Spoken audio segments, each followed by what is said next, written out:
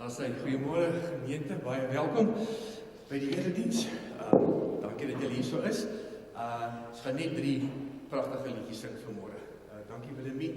Ons begin met Eensaam en Verlate, 2 versies. Daar's hy, dankie.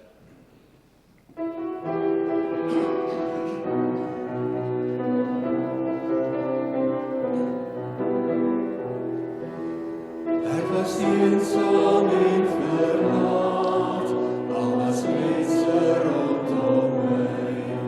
Daar was niemand wat my verstaan, maar die woord kom toe elke na my.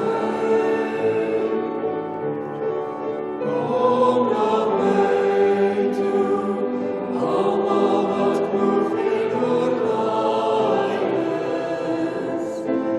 Kom na my toe, ek gee rus. Toe ek opstaan en nog verwag, my hand in syne lê, kry die lewe sin en vind ek rus in hom. Maar die twyfel kom toe weer, is ek kind van God of nie? Maar sy woorde kom helder neer, uit my hande en niemand jou nie. Kom na my toe, almal wat moeg en oorlaai is. Kom na my toe, ek gee rus.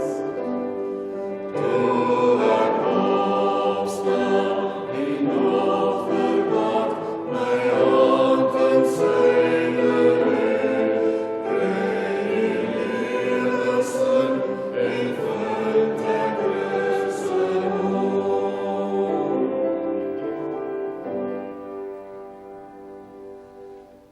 Was hy. Ons loflied vanmôre, Majesteit loof die Heer medley. Hy volg so op mekaar. Daar's hy, dankie.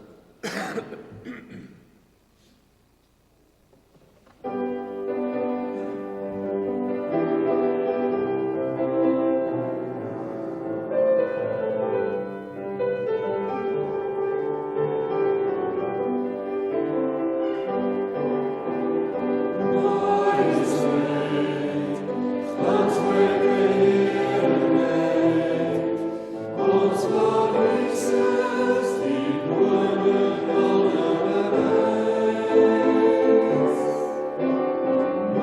Majesteit, in onze heerlijkheid, van waar ons komt, tot bij zijn troon, al ons opreis.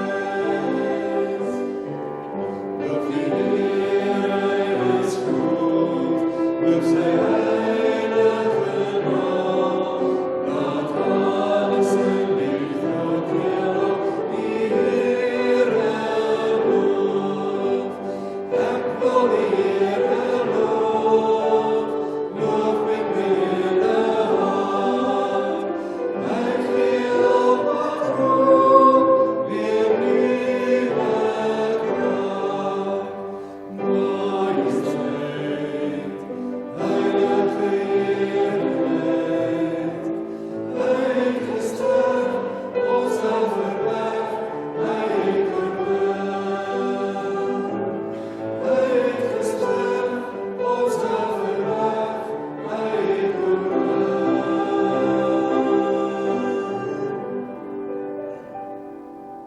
Goeiemôre broers en susters. Baie welkom vanmôre. Is lekker om almal van julle te sien. Is 'n lekker lang naweek ook. Daar's die skool môre nie, so ek dink 'n klomp mense rus. Ek sien daar's 'n klomp toere aan die gang.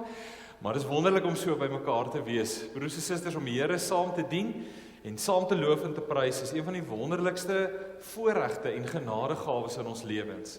En daarom is dit lekker om almal van julle vanmôre te sien en my gebed is dat die Here elkeen van ons vanoggend wat hier is met sy woord sal seën, deur sy teenwoordigheid en ook met sy genade. Ons sluit af met In die hemel is die Heer.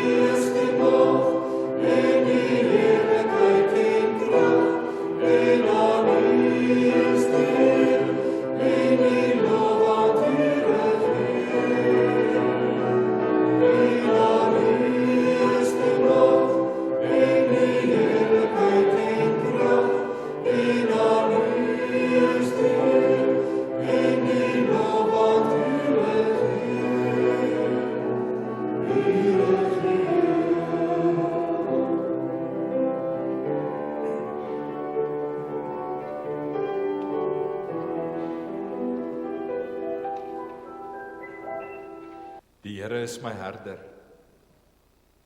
Ek kom niks kort nie. Amen.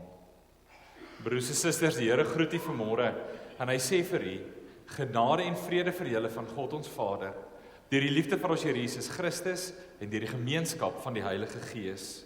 Amen. Ons lied waarmee ons begin vanmôre is Grote God aan u die eer. Vir my is dit een van die mooiste liedere in ons hele liedboek. En die rede is nie net omdat dit 'n lied is wat lekker sing nie. Dit is een van daai liedere wat, as jy hom hoor, hy kom sommer net maklik op die tong. Maar die rede is, lied 990, Grote God aan u die eer, is 'n lied waarin ons die grootheid van God besing. Dis 'n lied waarin ons met ons stemme kan loof en kan prys. Die Here het ons gegroet en hy het gesê genade en vrede vir julle. En nou antwoord ons deur te sê, U is groot en U is almagtig. Kom ons sing hierdie lied terwyl ons staan met ons hele hart vanmôre saam.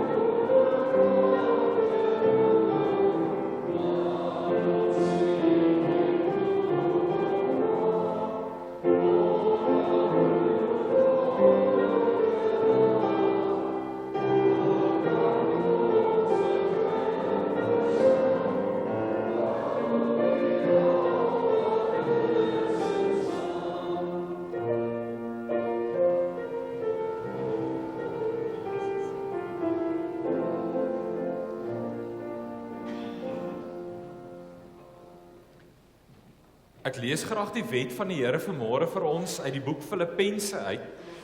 En dis een van die briewe wat Paulus skryf. En ons kyk vanmôre in die preek ook na een van die briewe wat Paulus skryf. En as ons hierdie brief lees, ek gaan ook in die preek verwys na 'n vers wat later in hierdie gedeelte voorkom. En ek dink persoonlik, dit is die vers wat ons die meeste misbruik in ons hele geloofslewe. Ek dink die vers, en ek sal hom lees ook nou, ek dink daai spesifieke vers is die vers wat die meeste buite konteks in die Bybel aangehaal word. Dis 'n motiverende vers. En dis 'n great vers. Maar ons haal dit dikwels in kontekste aan wat dit nooit bedoel was om in aangehaal te word nie. En daarom, om lig te werp op hierdie vers, wil ek graag die wet lees uit die gedeelte wat dit voorgaan. En ek lees graag ons wet vanmôre uit Filippense hoofstuk 4 uit, vanaf vers 4. Wees altyd bly in die Here. Ek herhaal, wees bly. Wees inskikkelik teenoor alle mense. Die Here is naby. Moet oor niks besorg wees nie, maar maak in alles julle begeertes deur gebed en smeking en met danksegging aan God bekend. En die vrede van God wat alle verstand te bowe gaan, sal oor julle harte en gedagtes die wag hou in Christus. En dan, verder broers en susters, alles wat waar is, alles wat edel is, alles wat reg is, alles wat rein is, alles wat mooi is, alles wat prysenswaardig is, watter deeg of lofwaardige saak daar ook al mag wees, daarop moet jy julle gedagtes rig. En dan die vers, ek is tot alles in staat deur hom wat my krag gee. Die vers beteken, ek is tot alles in staat om op die weg van Christus te bly. Nie om 'n 3 ton klip op te tel nie. Nie vir Jan van Sail om die 100 meter in onder 10 sekondes te hardloop nie. Ek is tot alles in staat om die Christelike lewensweg te wandel deur Christus wat my krag gee. Kom ons raak vir 'n oomblik stil.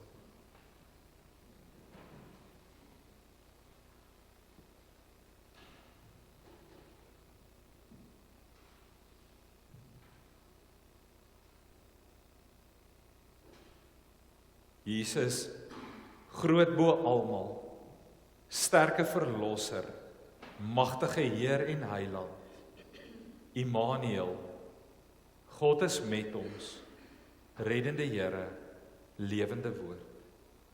Dit is die krag wat my tot alles in staat maak.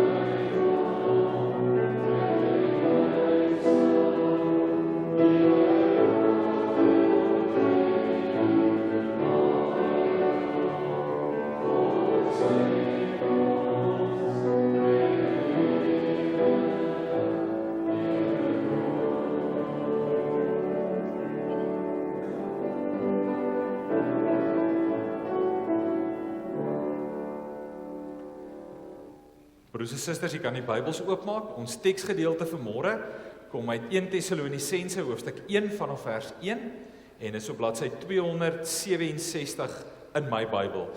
1 Tessalonisense hoofstuk 1 vanaf vers 1 en is op bladsy 267 in my Bybel.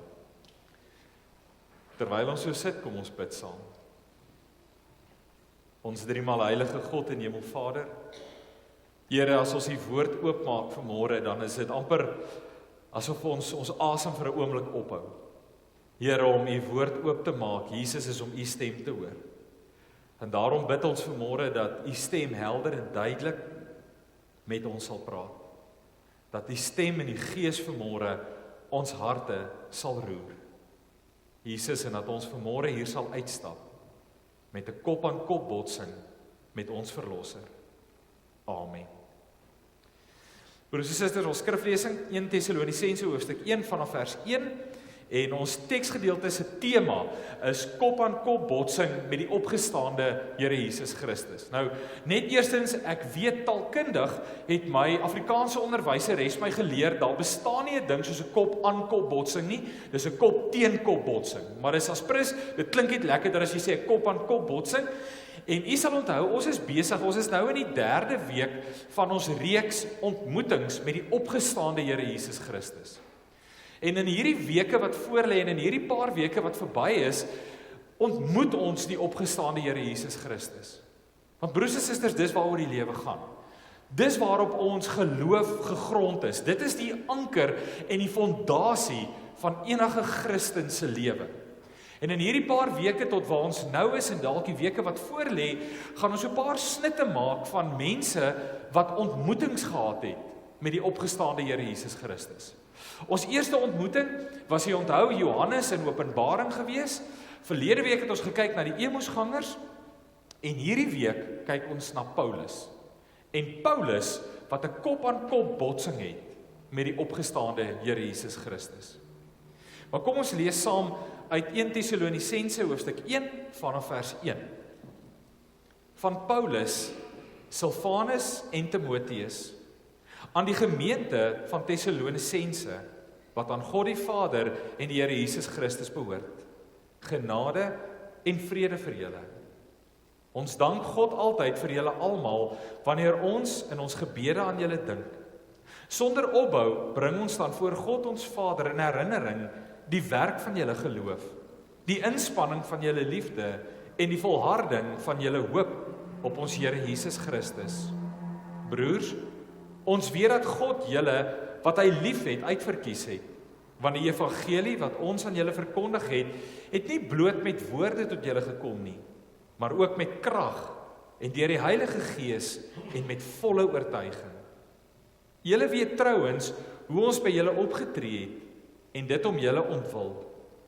En julle het ons voorbeeld gevolg en volgelinge van die Here Jesus geword. In baie moeilike omstandighede het julle die woord aangeneem met 'n blydskap wat van die Heilige Gees kom. So het julle 'n voorbeeld geword vir al die gelowiges in Macedonië en in Agaia. Van julle af is die woord van die Here in Macedonië en Agaia verkondig, en oral het die mense gehoor van julle geloof in God, sodat dit nie nodig was om nog iets daaroor te sê nie. Die mense vertel self hoe julle ons ontvang het, en hoe julle van die afgode tot God bekeer het, en nou die lewende en ware God dien, en dat julle sy seun, wat hy uit die dood opgewek het, uit die hemel verwag. Jesus, deur wie ons gered word. Ons skriflesing vanmôre sover. Broers en susters, ek wil begin en vir julle 'n fotootjie wys van twee padbordjies, as 'n mens dit so kan sê. Daar's hy. Die eerste een sê aan die linkerkant onder nuwe bestuur. En die regterkantste bordjie sê permanently under construction. Nou ek wil graag in die week wat voorlê, moet ek vir u sê, hierdie twee bordjies vir my laat maak, en wil ek hulle graag in my studeerkamer sit. Want ek dink hierdie twee, wil ek sê, is die slogans, is die herinnering van elkeen van ons in ons geloofslewe. En ek dink ook terloops, dit is die boodskap wat Paulus wil oorbring aan die gemeente in Thessalonika. Ek dink Paulus wil met hulle praat en vir hulle sê, kyk na my Paulus, ek is onder nuwe bestuur, want wat interessant is, die boek 1 Tessalonisense word oor die algemeen beskou as die heel eerste brief wat Paulus geskryf het na sy bekering. En dis 'n belangrike feit en ons gaan weer daarna toe terugkom, maar u kan dit onthou. Die boek 1 Tessalonisense word algemeen aanvaar as die eerste brief wat Paulus skryf na sy bekering. En ek dink Paulus borrel net oor. Ek dink Paulus na sy ontmoeting met die opgestaande Here Jesus Christus kan net nie stil bly nie en hy kan nie ophou borrel nie. Dis asof hy aan die brand is en jy wil net na hierdie vuur gaan kyk. En dan in die boek 1 Tessalonisense waarna ons vanmôre gaan kyk, wil Paulus vir hierdie mense in Thessalonika sê, ek is onder nuwe bestuur.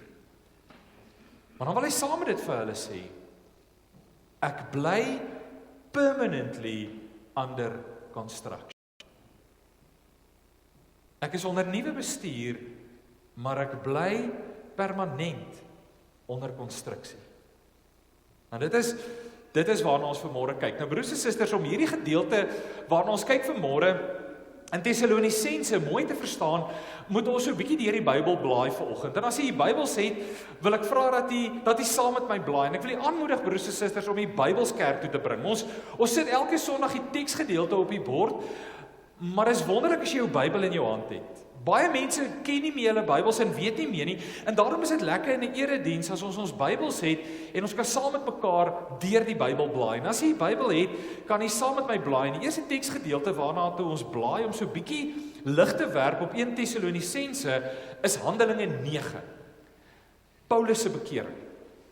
Paulus se kop-aan-kop botsing met die opgestaande Here Jesus Christus. En ons gaan net 'n paar verse lees, net as agtergrond oor die boek Tessalonisense. Nou, u ken hierdie verhaal baie goed, en ek begin by Handelinge hoofstuk 9 vers 1. Intussen het Saulus, nou u sal onthou, Paulus se naam voor dit verander was Saulus. So as hy sê, intussen het Saulus, praat ons nou hier van Paulus, die onbekeerde Paulus. Intussen het Saulus soos 'n besetene voortgegaan om die volgelinge van die Here met die dood te dreig. Hy het aan die hoëpriester toe gegaan en vir hom bekendstellingsbriewe aan die sinagoge in Damaskus gevra. Sy doel was om al die aanhangers van die leer van die Here wat hy daar kry, man sowel as vrouens, gevange te neem en na Jerusalem toe te bring. Nou staan net vir 'n oomblik daar stil. Ek wil hê jy moet twee prentjies van Paulus vanoggend in die lewe kry, in die kop, in die gedagtes kry. Die eerste prentjie is hierdie Paulus wat nog Saulus genoem word. En dan wil ek hê jy moet 'n prentjie kry van die Paulus wat ons gaan leer ken vanmôre in 1 Tessalonisense 1. Twee verskillende mense. Ek wil hê jy moet dink aan hierdie eerste Paulus vanmôre. wat op pad is Damaskus toe, wat na die hoëpriester toe gaan, en vir die hoëpriester sê, ek soek briewe om al die gelowiges, almal wat sê dat Jesus uit die dood uit opgestaan het, ek wil hulle almal gaan gevange neem, en ek wil hulle terugbring Jerusalem toe. Interessant om gevange gehou te word, maar ook om tereggestel te word. Kan nie dink, vol hoeveel haat, hoeveel woede in Saulus se hart moes gewees het.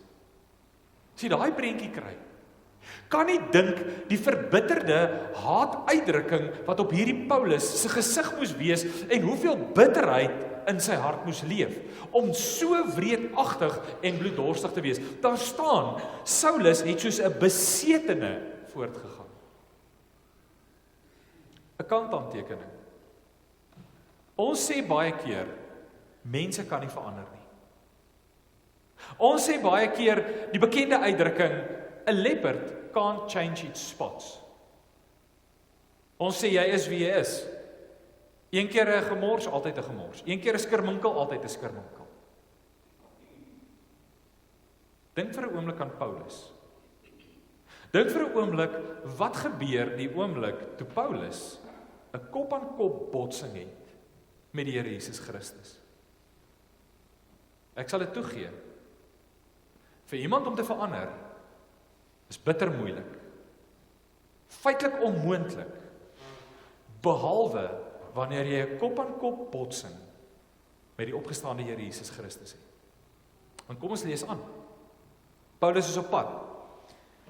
Toe hy op reis naby Damaskus kom, het daar skielike lig uit die hemel gestraal en hy het op die grond neergeval en 'n stem vir hom hoor sê, Saul, Saul, waarom vervolg jy my? Nou jy moet onthou, Paulus is op pad Damaskus toe en al wat hy kan sien is die haat wat hy het vir Christus, die haat wat hy het vir Jode. Al wat hy kan sien, broers en susters, is vergelding en vernietiging, moord en dood. Bloed is al wat Paulus kan sien. En dan verskyn Jesus aan hom en dan sê hy, wie is die Here, vra Paulus. Ek is Jesus, antwoord hy. Dit is vir my wat jy vervolg. En dan lees ons Paulus het op die grond neergeval. En in vers 8, toe Saulus van die grond af opstaan en sy oë oopmaak, kon hy nie sien nie. Interessant, Paulus hardloop kop aan kop met die opgestaande Here Jesus Christus vas. Nou, broers en susters, ek weet nie of jy al ooit 'n rugbyspeler of enige sportman of vrou gesien wat harsingskudding het. Dis een van die lelikste gesigte wat 'n ou kan kry. As jy hard in iemand vashardloop en jou kop tref iemand anders se kop of jou kop tref iemand anders se knie of 'n cricketbal of 'n hokkiebal of wat dit ook al mag wees of jy's in 'n ongeluk en jy kry 'n kop aan kop stamp, dan is jy so 'n bietjie gedisoriënteer en partykeer is jy vir 'n paar oomblikke lights out. En nou die oomblik toe Paulus kop aan kop met Jesus bots, wat gebeur?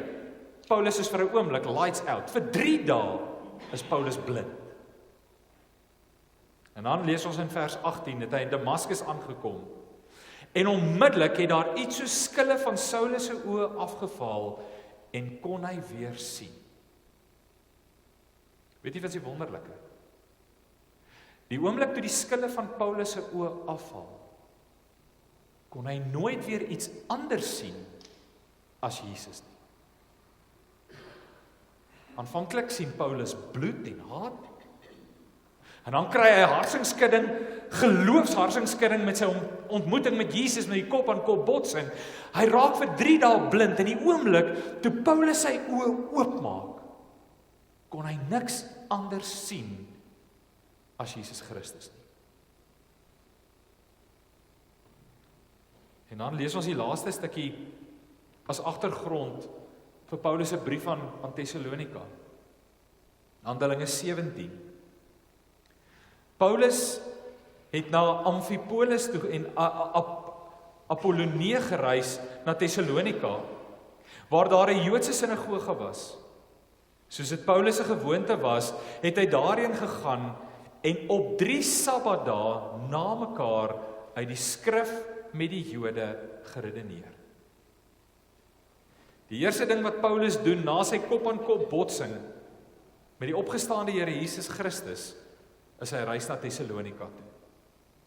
En dan op 'n stadium reis hy weer weg en dan skryf hy sy eerste brief aan die gemeente in Tessalonika. En dis wat ons vanmôre lees. Want jy sien die oomblik toe Jesus in Paulus vashardloop. Die oomblik toe Paulus 'n kop-aan-kop botsing met Jesus het, verander daar iets. Die skille val sy oë af. En Paulus kon nooit iets anders sien as Jesus nie. En hy kon nie stil bly daaroor nie. En dit lees ons vanmôre in sy eerste brief. En my gebed is vanmôre, as jy nog nie het nie, of as jy bietjie lanklaas geestelike harsingskurring gehad het, dat jy ook vanmôre kop aan kop met die opgestaande Here sal bots. My gebed is regtig, broers en susters, dat ons vanmôre met geestelike harsingskurring hier sal uitstap. Want onthou, dit is belangrik. In wie hardloop Paulus vas? Nou kom ons luister vir 'n oomblik. Van Paulus, Silvanus en Timoteus aan die gemeente van Tessalonisense wat aan God die Vader behoort en die Here Jesus Christus behoort. Nou, broers en susters, almal van ons in ons lewe het daai een moment waar jy iemand ontmoet het wat 'n groot indruk op jou lewe gemaak het. Ek dink as almal van ons deur ons gedagtes gaan, kan jy sê, ek het op daai dag dalk 'n celebrity ontmoet, of ek het daai dag iemand belangrik in my lewe ontmoet. Ek praat nie van jou man of jou vrou of jou kinders nie. Dit is natuurlik die mense wat die grootste impak op jou lewe het. Maar iewers in ons lewens het ons gewoonlik al iemand raakgeloop, al is dit net in hulle teenwoordigheid gewees, wat jy sê, wow, ek was al in daai ou se teenwoordigheid, en hy het 'n groot indruk op my lewe gemaak. Nou in 1995 het ek in so iemand vasgeloop. Dis einde van my matriekjaar en ek het al die storie vertel en ek gaan dit nie weer vanmôre vertel nie, maar die persoon wat my lewe verander het, was 'n tannie genaamd Elna Haasbroek. Was sy 'n celebrity nie? Doodgewone mens met ongelooflike liefde, 'n warmte in haar hart en goedheid wat oorgeloop het. En tot vandag toe is dit een van die mense wat my lewe die meeste verander het. Ten goeie. In 34 na Christus ontmoet Paulus so 'n persoon. Iewers in die jaar 34 na Christus, ons is nie seker wat 'n maand nie, en ons het nie die dag en datum nie, maar ons weet, dit is verseker in die jaar 34 na Christus, ontmoet Paulus iemand wat sy lewe vir altyd sal verander. En dis waarvan ons vanmôre praat. Hy ontmoet die opgestaande Here Jesus Christus. En dis wat ons nou net gelees het. Maar wie is hierdie Christus wat hy ontmoet? En ek wil dit graag vir u weer lees. Hy sê, wat aan God die Vader en aan die Here Jesus Christus behoort. Nou ek wil vir u hier so kort Griekse inleiding gee. Paulus gebruik 2 woorde hier vir Jesus. Nou net interessant, ons weet, ons leef in 'n tyd waar mense allerlei snaakse name en snaakse uitdrukkings gee vir Jesus. Dis name is deesdae verskriklik belangrik. Nou, net interessant as jy wil weet hoe Paulus Jesus aanspreek en van Jesus praat. Hy noem hom Iesos. Dis Jesus vertaal in Afrikaans. Hy sê ek ontmoet Iesos en dan gee hy 2 titels. Christos en Kyrios. Iesos beteken Jesus, Christos beteken Jesus die Christus, en dan Iesos, Kyrios, wat beteken Jesus die Here. U kan dit heeltemal vergeet. Wat Paulus sê is die een wat my lewe verander. Die mens in wie ek vasloop as die opgestaande Here is Jesus die Christus en Jesus die Here. Wat ons moet baie mooi weet, wie die een is wat ons geestelike harsingskurring gee. En ons moet baie mooi weet wat daai harsingskurring beteken. Jesus die Christus en Jesus die Here. Hoekom sê Paulus Jesus die Christus? Hy verwys na 'n paar dinge wat uitstaan van Jesus. As Christus is hy in die eerste plek die een wat deur die profete voorspel is. Die Christus, die Messias wat sal kom, die verlosser van hemel en aarde. So as Paulus sê, ek loop vas teen Jesus Christus, sê hy, dis die een wat voorspel is vir eeue en dekades en millennia deur die profete. Dis hy. Die tweede ding wat hy sê is, dis die Christus wat as God sy goddelike troon prysgegee het om mens te word. Johannes, hy het onder ons kom woon. Immanuel, God by ons het dit vanoggend gesing. Hy sê derdens, dis die een wat die sonde van die wêreld op sy skouers geneem het. om vir jou en my straf te sterf. Het jy al ooit gedink, hoekom sterf Jesus vir jou? Ons weet dit is vir verlossing. Ons weet dat die hemel vir ons oopgesluit kan word, maar het jy al ooit mooi gaan nadink oor hoekom Jesus bereid is om vir jou te sterf? Kan ek vir môre vir jou sê? Want Jesus weet hoe die hel lyk. Het jy agtergekom, nooit dreig Jesus mense met die hel nie. Nooit as Paulus in sy briewe skryf, word mense afgedreig en gesê die hel is so erg, bly net weg daarvan nie. Jesus kom met sy liefde, maar Jesus sterf vir jou broers en susters, sodat ek en jy nie hoef hel toe te gaan nie, want Jesus weet hoe lyk die hel. En dit gryp Paulus aan. En dan vierdens, hy noem hom die Christus, die herder, die een wat opgestaan het en sit aan die regterhand van God. Dis wie jy dien.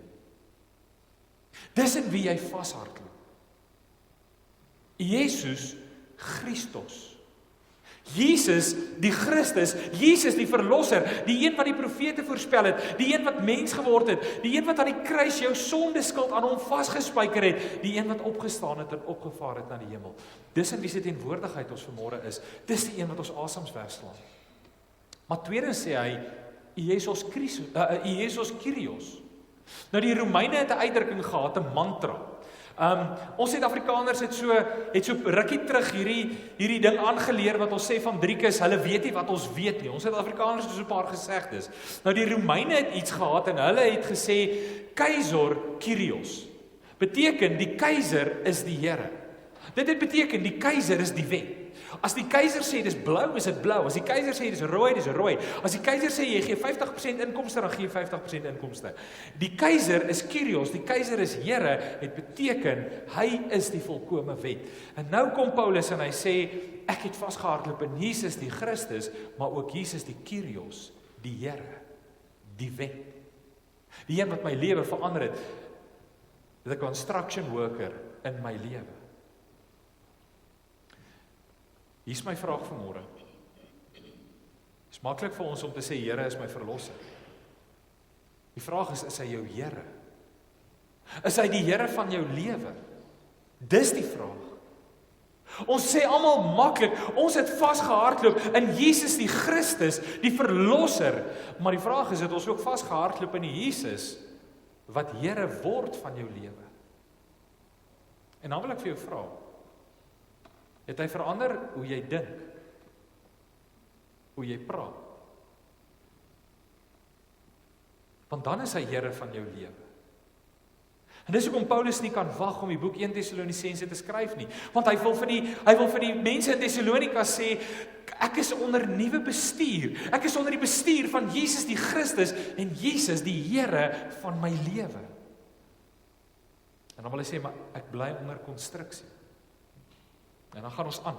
Want jy sien, nadat hy sê ek hardloop vas in Jesus die Christus, dan sê hy, ek anker nou hierdie vashardloop. Ek anker my geestelike haarsingskudding, anker ek in 3 dinge. En hy sê dit hier in vers 2 en 3. Hy sê, ek anker dit in die werk van julle geloof, die inspanning van julle liefde en die volharding van julle hoop. Dis wat Paulus sê. Ek anker myself nou in geloof, hoop en liefde. En hy herhaal dit later in Korintiërs.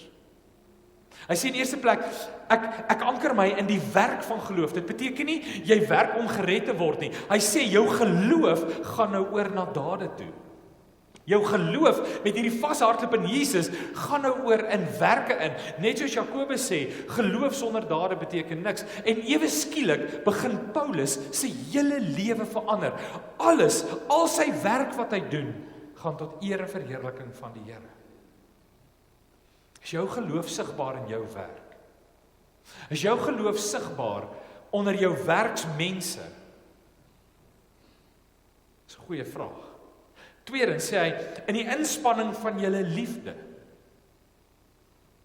Nou, broers en susters, dis een van daai moeilike dinge wat Paulus hier sê. Hy sê, ek anker my in die inspanning van my liefde. Dit beteken dat jy jou naaste moet lief hê soos jouself. Dit is inspanning. Dit kom nie altyd van nature nie.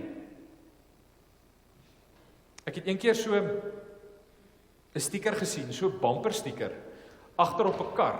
Nou ek gaan nie sê wat se duur motor dit was nie, wat meer uit fiberglas gemaak word nie, maar daar het agterop gestaan fragile. Ken daai stikers, hulle plak dit baie keer op bokse ook as hulle dit versend. En as Paulus sê ek anker my in die inspanning van liefde, sê hy ek wil hierdie plakker van fragile oor almal plak met wie ek te doen kry. Nie oor myself nie, maar oor die mense met wie ek te doen kry. Want dis hoe ek hulle moet hanteer, as fragile. Ons woorde shatter. En dan derdens, en julle volharding van hoop. Julle gee nie op nie. Julle leef met julle oë op die geopende hemel. Ek gaan kortliks vinnig deur die res van Tessalonisense hierdie eerste gedeelte gaan. Want Paulus hardloop nog verder in Jesus vas. Hy sê verder, die evangelie het na julle toe gekom, nie net met woorde nie, maar hy sê die evangelie het gekom deur die Heilige Gees. En dan sê deur die Heilige Gees het julle krag en oortuiging ontvang. Want broers en susters, die Here gee nie net vir jou die woord nie. Hy kom nie net na jou toe en hy sê nou is jy op jou eie nie. Hy gee sy gees, die gees van God kom woon in jou en dit gee jou krag. En dit is waar ons nou gekom het by Filippense 4 vers 12. Ek is tot alles in staat deur hom wat my krag gee. Die krag wat die Heilige Gees jou gee, broers en susters, is vir jou konstruksiewerk.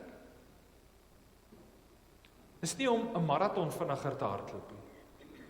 Dis nie om die 100 meter onder 10 sekondes te hardloop nie. Die krag waarvan Paulus praat in Filippense 4, waar hy sê, wanneer ek krag ontvang, ek is tot alles in staat, deur hom wat my krag gee, dan praat hy van die konstruksieproses in jou lewe.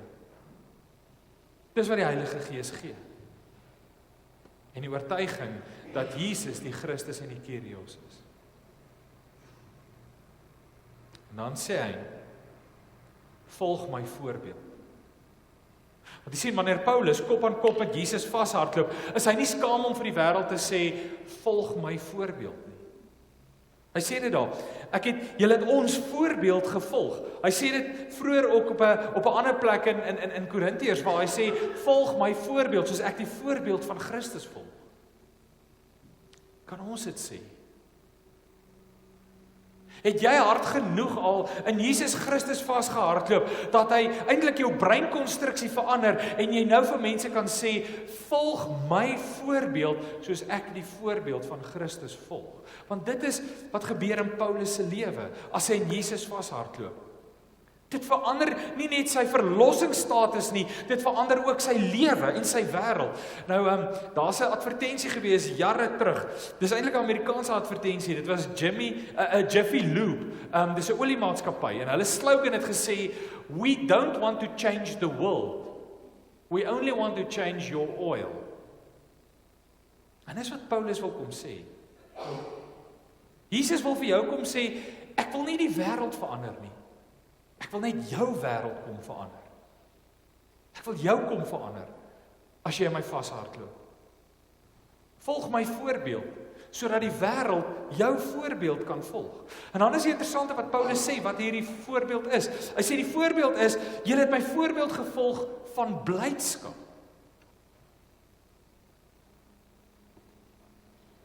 Paulus aan die begin, met die gesig vertrek van haat en woede.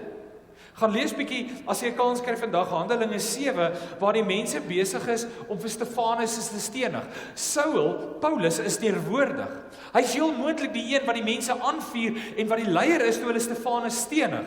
En dan sê Stefanus, hierdie gesigte was verwronge en daar was 'n kners op die tande. Dis die gesig van Paulus voor sy bekering. En nou kry ons die beeld van Paulus met net so glimlag op sy gesig. 'n voorbeeld van blydskap. Want jy sien, 'n kop-aan-kop botsing met Jesus verander jou van iemand wat foutvinderig is, na iemand wat dankbaar vinderig is. 'n Kop-aan-kop botsing verander jou van iemand wat foutvinderig is, na iemand wat blydskapvinderig is. Jy kan nie in Jesus vashardloop. en nie van vreugde en blydskap straal nie. Dan het jy dalk nog net nie hard genoeg om vasgehardloop nie. En dan laastens,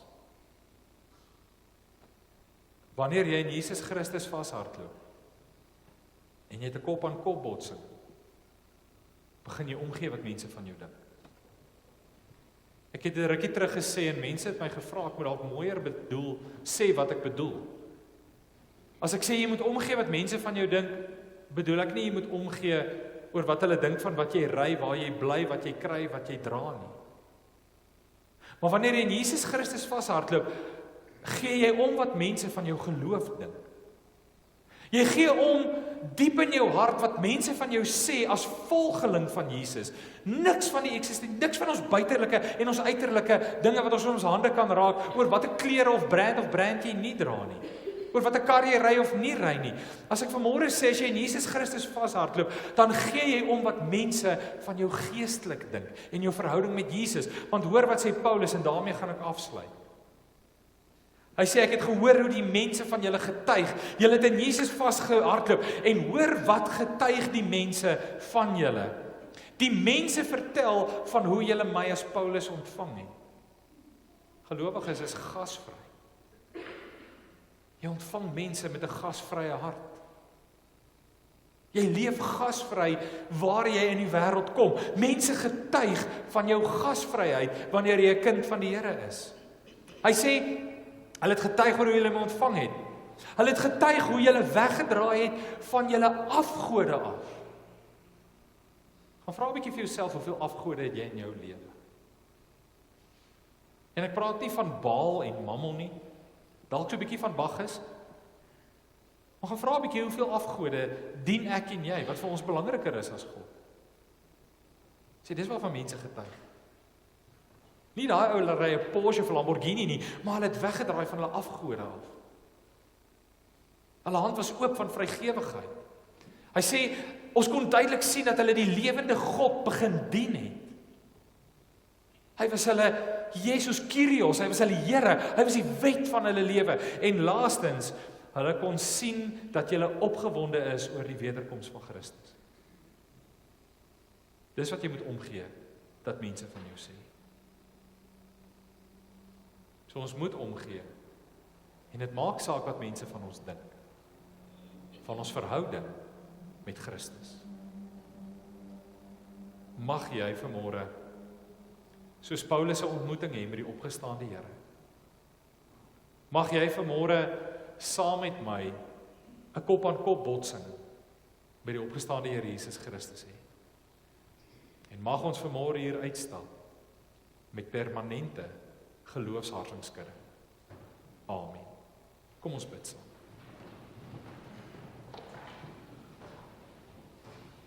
Ons Here God, Jesus, dankie dat ons vanmôre in die teenwoordigheid kan stil word en dat U in ons vashardloop. Here, maar U stamp ons nie weg wanneer ons in die vashardloop nie. Dit lyk nie soos wanneer twee stitte in die rugby teen mekaar vashardloop en hulle uit mekaar uitspat nie. Here, wanneer U in ons vashardloop, gryp U ons vas en laat U ons nooit ooit weer gaan nie. En Here, gryp ons vanmôre vas. Here, en mag ons oë vanmôre oopgaan, mag die skille afval en mag ons U sien as Jesus die Christus en as Jesus die Here van ons lewens. Amen. Kom ons sluit af vanmôre met 'n pragtige lied. Kom ons staan en sluit ons af met lied 510 en jy ken dit uit die hart uit baie goed. Genade onbeskryflik groot. Kom ons sing van die Here se genade en sy liefde.